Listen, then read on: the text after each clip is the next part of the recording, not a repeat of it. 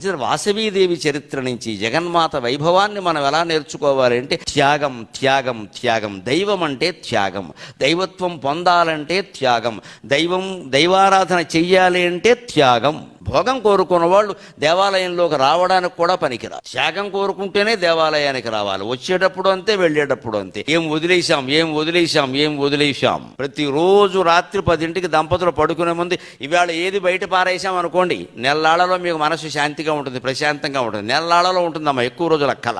30 రోజుల్లో 30 వస్తువులు బయట పారేయండి. మేము కూర్చుని అంతే. ఏదైనా కొత్త వస్తువు వచ్చిందంటే ఇంట్లోకి పాత వస్తువు వెళ్ళిపోవాలి, ఉండనివ్వండి. అవి ఇంట్లో చేర్చేసి అటకలన్నీ నింపేసి చివరికి అవన్నీ ఇక్కడే ఉంటాయి, ఈ కళేబరాన్ని బయటికి ఇడిచేస్తారు. ఎందుకు పోగేసుకుంటున్నాం ఇదంతా? ఇది రావాలి అంటే అమ్మవారి చరిత్ర నిజస్వరూపం తెలుసుకోవాలి. మనం ఏ దైవాన్ని ఆరాధిస్తున్నా ఆ దేవతా చరిత్ర విన్నప్పుడు మనం ఎలా ఉండాలో నేర్చుకోవాలి. ఊరికి ఆరాధిస్తే మనకేదో వస్తుంది కాదండి.